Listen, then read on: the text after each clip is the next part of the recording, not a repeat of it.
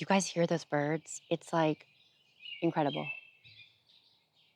I just love it. I love listening to all the birds. Hey guys, welcome back. It's Claire. I'm one half of the Ormewoods. If you are new here, we are a folk rock duo that's based in the North Atlanta suburbs and Zone 7B. And we have an organic backyard vegetable garden, and we are doing garden tours every Sunday to share with you our journey and all the things that we're learning, and also to document it for ourselves as well. So thanks for being here. And we've got a little bit of action this week. We can actually kind of walk you through the garden. So we're going to start at the front and just walk around to the back. So we're so glad you're here. And please leave us a comment if there's anything that you want to know more about or any advice or wisdom you have for us while we're going through the video. Just drop us a comment. We answer every single one of them, and we really appreciate everything that you guys have been willing to share with us. We've met some great new friends. We've actually gotten a lot of good tidbits. And if there's something that I don't make clear, then your comment really helps me understand, what I need to clarify when I'm making future videos. So it's very helpful. So let's start with the green stalks that I planted in late April. A couple of weeks ago, I planted these lettuces. This entire garden stalk is lettuce seedlings. We will be eating well very, very soon. In fact, it looks like April 28th is when I dated those. So those are coming in really nicely. This is the lettuce that we have growing right now. This is actually lettuce that I planted in the fall. We have been cutting it, and then I moved some of these little seedlings over here so they had more space. Look at how absolutely fabulously beautiful this is. There's some more lettuce coming up, and there's some over there. I mean, this lettuce is just truly picture perfect. I'm not a big fan of salads. Like, I'll eat them because they're healthy to eat, and I love vegetables. But salads are like my least favorite way to consume vegetables. And yet, as I've started growing these lettuces, what I've found is I'm really, really enjoying the salads. And I mentioned earlier in the fall, if you go back and watch those videos, I had just broadly, direct sowed, and they were coming up, and I was just cutting. And they were so random, it was like a grow your own salad mix. I did not like that. In fact, I say in one of the videos, I'm not enjoying this. And I think part of it was I couldn't control the ratio of the lettuces because they were so densely planted. But in this case, once I moved them over and I can really see which plant is which, and I kind of know which ones are bitter and which ones are sweeter, I'm able to curate the salad blend a little bit better, at least for my taste. And so I'm just finding it fabulous, especially with, a homemade salad dressing, with some of the herbs that we're growing. So this lettuce GreenStalk, at first I was like, wow, that's a lot of lettuce. But the truth is it's a family of 4. And even if we don't want to eat a salad, to put it on a burger, to juice it, to throw it into a smoothie. I mean, there's lots of ways that we can get the lettuce. And you guys, look, it's just so pretty. There are just some days that I think, how am I so lucky? Now, these are the softneck garlics. I think there's about 60 in here. I think we planted a total of 120 garlic, 60 of each, I think. Might have to go back. And you're going to notice that these green stalks are actually turning yellow and getting kind of brownish. And that's because they are starting to get ready to get pulled. I think we need about another month of these. The leaf stalk, like right here, this is directly tied to like the paper that's on the garlic bulb. And so we don't want this to all get brown because when this goes away, so does the paper on the garlic bulb. But I want a little bit more of it to die back before I harvest them. So I would think in a couple of weeks here, we're gonna have a garlic harvesting video. And I'm really excited about that. And this is the hardneck garlic. And these form scrapes. And these are so delicious. So softneck garlic does not do scrapes. Hardneck garlic does. And this will open up and be like a little flower petal. And you can get some seeds. But I will actually trim these off and grill them. In fact, we might do that today.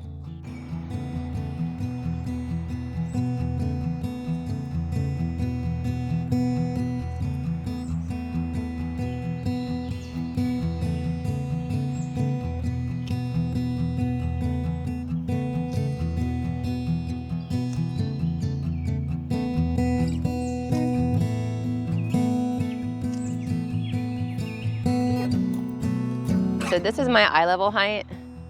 This is how tall the parsnips are. Let me see if I can arrange this camera to get it. Nope, wrong way.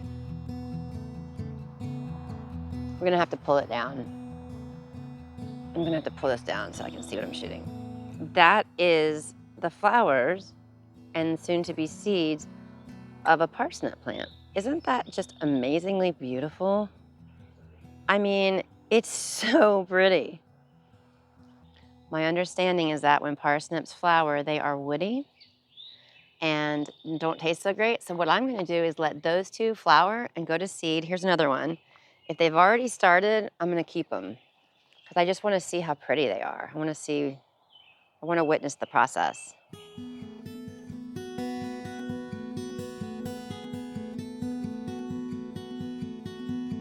Then there's a bird flying right over my head, sorry. It's like, don't poop on me. Although I've heard that a bird pooping on you is like really good luck, so poop on me.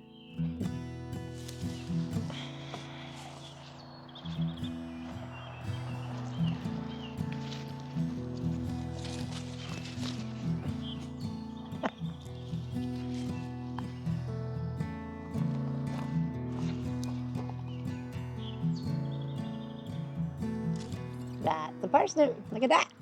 Some of these are really pretty like this one, and then some of them are like crazy. That is a lot of roots compared to say this one. So those are some of the parsnips that I just harvested. And you know, when you see one like this, I think it just must have hit a rock or there must have been something down there. This is really the size that I'm looking for, that one I showed you earlier. And then these little tiny ones, they were just obviously overplanted and I didn't thin them out. I thought I had thinned them out, but obviously not as well as I could have. Look at this. This is gonna be amazing biomass for our compost bin. And I'm kind of having this question with a lot of things, and so I think this is gonna be one of our big lessons this year in the garden, is nature knows how to grow food. Nature was growing food before human beings got involved. So, like, all these things that you're told to do to your food to grow your harvest, there's this piece of me that thinks, okay, yes, maybe that's like a garden hack, and maybe that is a really important thing to do, but who does that for Mother Nature? And if nobody does it for Mother Nature and yet potatoes come up, then is there not something to be said for just letting it be? You know, I don't know. I kind of go back and forth with this. I feel like sometimes Mother Nature really does know best. Mother Nature knows how to do this, and I would like to emulate that. And quite frankly, it's a heck of a lot easier to let it happen and play out in front of you. So I'm sitting at this table and I'm gonna show you in a second, it like reeks of onion, and let me show you why. These are all of the onion tops that I trimmed off of our onions. This is the same deal. Does Mother Nature have a way of coming through and trimming off these onions? And if not, is it really necessary? Then I do it. So here's my onions. We planted these in the fall. And I'll tell you why I did do this, but you can see all of those cut areas. I mean, this is a lot of onion tops. And they're, of course, going to go into our compost. So I decided to top off the onions because we planted them last fall. I would have thought that they would have been bulbing by now, something. And we're just not really seeing a whole lot of action. We've got these beautiful stalks, but not a lot of bulbs. And so I read that when the onion stalk flips over on itself and gets that little crinkle, then it's not able to get any more, it's not able to do any more photosynthesis and get nutrients to the bulb. And so one of the ways to get the bigger onion bulb is to top off the onion. So I'm leaning right now in this season of growing to trying to do things more like how nature would do them. But in this instance, I went ahead and decided to cut them off because our priority this year for the garden was like storage and essentials. And, you know, garlic and onions and potatoes, these are things that are essentials and they're going to store really well. And that was sort of what our intent was for this year's vegetable garden. There's, you know, at least 60, maybe more onions in there. So the thought of losing that entire harvest because I didn't do something like top them off was a little bit hard for me to stomach. But now I've topped them off, and I guess it's just gonna be, a wait and see. I've heard some people on YouTube who I really trust say not to do that. So I don't know. You guys watch with me, and we'll see what happens. But right now, we are not seeing the bulbing of the onions, and I'm gonna go over there and get you a closer up look to show you what that means. Okay, so if you look down at the bottom, at some point, the onions create the onion. And we're just not seeing that on any of them. It's not like a couple aren't doing it. It's like a lot. So we're gonna keep our eye out on that.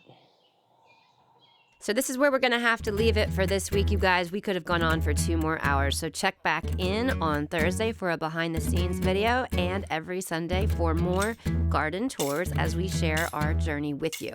And we've got a new single out. It's playing right now. It's called Nowhere to Go But Up. Check it out on the streaming platform of your choice.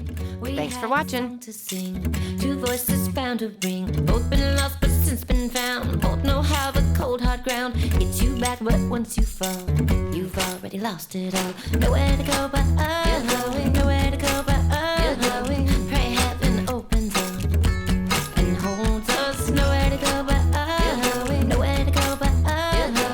Pray heaven opens up. One you're trying not to swerve, started when you touch my curves. The truth